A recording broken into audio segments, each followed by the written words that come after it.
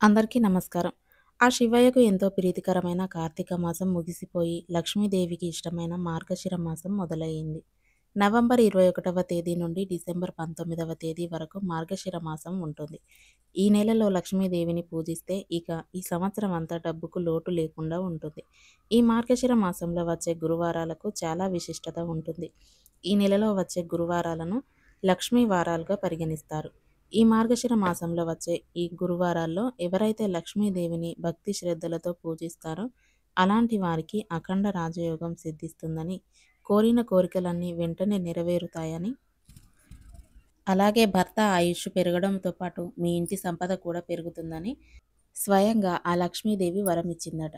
అదేవిధంగా ఈ మార్గశిర మాసంలో శుక్రమౌఢ్యమి కూడా ఏర్పడుతుంది. కాబట్టి ఈ మార్గశిర మాసంలో వచ్చే లక్ష్మీ గురువారాల్లో లక్ష్మీదేవిని ఏ విధంగా పూజించాలి, అలాగే శుక్రమౌఢ్యమి ఎప్పటి నుండి ప్రారంభమవుతుంది, మౌఢ్యమి సమయంలో చేయకూడని పనులు ఏమిటి, ఇలా ఎన్నో విషయాల గురించి ఈ వీడియోలో తెలుసుకుందాం. ముందుగా ఈ వీడియోకి ఒక లైక్ చేసి ప్రతి ఒక్కరూ జై శ్రీరామ్ అని కామెంట్ చేయండి. ఈ మార్గశిర మాసంలో నెల రోజులు వైకుంఠంలో ఉన్న లక్ష్మీదేవి భూమిపైన సంచరిస్తూ తన భక్తులు చేసే పూజలను వీక్షిస్తూ తన భక్తులు కోరినన్ని వరాలను ప్రసాదిస్తుందట. సాధారణంగా శుక్రవారం నాడు లక్ష్మీదేవిని పూజిస్తాము. అయితే మార్గశిర మాసంలో వచ్చే గురువారాలను లక్ష్మీ వారాలుగా పిలుస్తారు. లక్ష్మీ వారాల్లో ప్రతి ఒక్కరూ లక్ష్మీదేవిని పూజించాలి. శ్రావణ శుక్రవారాలకు ఎంత విశిష్టత ఉంటుందో లక్ష్మీ వారాలకు అంతే విశిష్టత ఉంటుంది. అయితే లక్ష్మీదేవిని తప్పనిసరిగా 5 లక్ష్మీ గురువారాలు పూజించాలి. కానీ ఈ మార్గశిర మాసంలో 4 లక్ష్మీ గురువారాలు వచ్చాయి. అయితే 5వ లక్ష్మీ వారంగా పుష్యమాసంలో వచ్చే మొదటి గురువారం నాడు పూజ చేసుకోవచ్చు.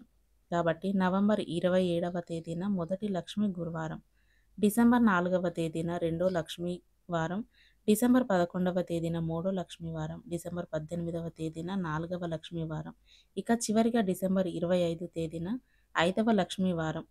ఈ లక్ష్మీ వారం గురువారాల్లో ఇంటి గడపలకు పసుపు రాసి బియ్యపు పిండితో ముగ్గులు వేసి ఉదయాన్నే ఇంట్లో దీపారాధన చేసుకోవాలి.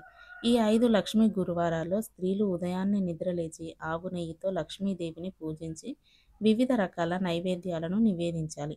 మొదటి లక్ష్మీ గురువారం నాడు లక్ష్మీదేవికి పులగం నివేదించాలి. రెండవ లక్ష్మీ వారం నాడు అట్లు, అలాగే తిమ్మనం నివేదించాలి. మూడవ లక్ష్మీ గురువారం నాడు పాలతో చేసిన పాయసం మరియు అప్పాలు నివేదించాలి. 4వ లక్ష్మీ వారం చిత్రాన్నం మరియు గారెలు నివేదించాలి.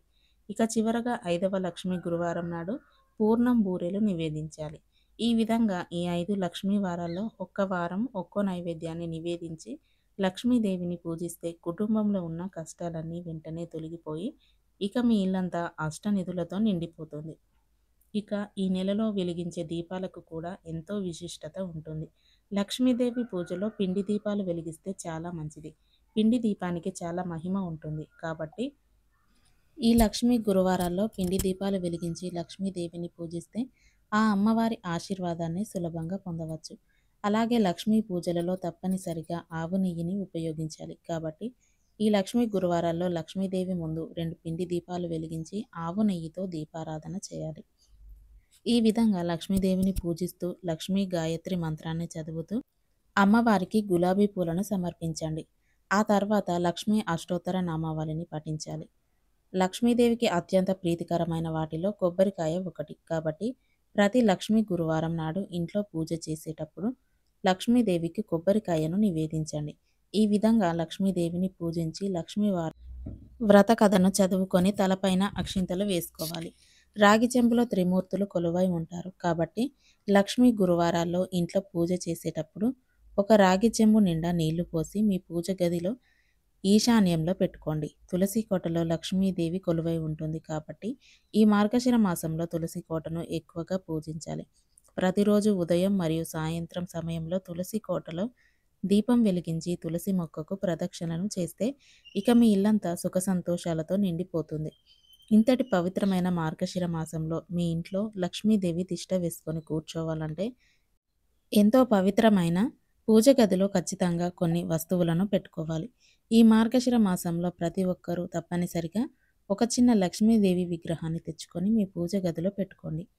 లక్ష్మీదేవి విగ్రహానికి ఆవు పాలతో అభిషేకం చేసి పసుపు కుంకుమలతో అర్చన చేస్తే చాలా మంచిది. అలాగే ఈ మార్గశిర మాసం నెల రోజులు మీ పూజ గదిలో ఉన్న లక్ష్మీదేవి చిత్రపటానికి ఎదురుగా పసుపు కుంకుమలు పెట్టుకోండి. స్త్రీలు ఉదయం స్నానం చేసిన తర్వాత మీ పూజ గదిలో ఉన్న కుంకుమను పాపిట్లో పెట్టుకొని మీ మంగళసూత్రానికి కూడా పసుపు రాసి కుంకుమ బొట్లు పెట్టుకోవాలి.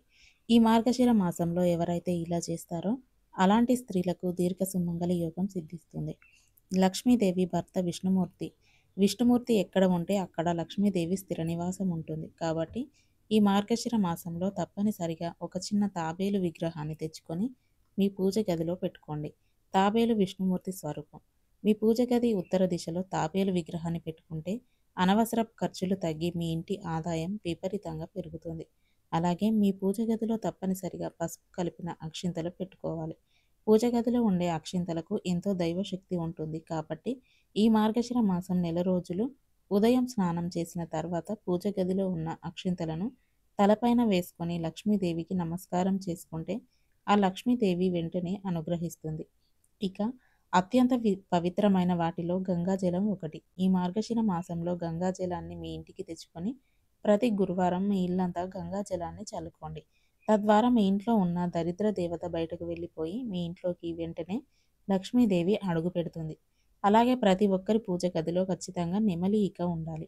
ఇంట్లో దీపారాధన చేసేటప్పుడు పూజ గదిలో ఉన్న నెమలి పింఛంతో లక్ష్మీదేవికి గాలి విసిరితే ఆ లక్ష్మీదేవి ఎంతో సంతోషించి మీ ఇంటిపై కనక వర్షాన్ని కురిపిస్తుంది. అలాగే వాస్తు ప్రకారం మీ బీరువాలో డబ్బును దాచే ప్రదేశంలో నెమలి ఈకలు పెట్టుకోండి. ఆర్థికంగా బాగా అభివృద్ధి చెందుతారు. ఇక నవంబర్ 30వ తేదీ నుండి శుక్రమూఢమి ప్రారంభమవుతుంది. ఈ నెల నవంబర్ 30 నుండి వచ్చే సంవత్సరం ఫిబ్రవరి 13 వరకు శుక్రమూఢమి ఏర్పడుతుంది. సుమారు 76 రోజుల పాటు శుక్రమూఢమి ఉంటుంది. ఈ శుక్రమూఢమి ఉన్నన్ని రోజులు ఎలాంటి శుభకార్యాలు నిర్వహించకూడదు.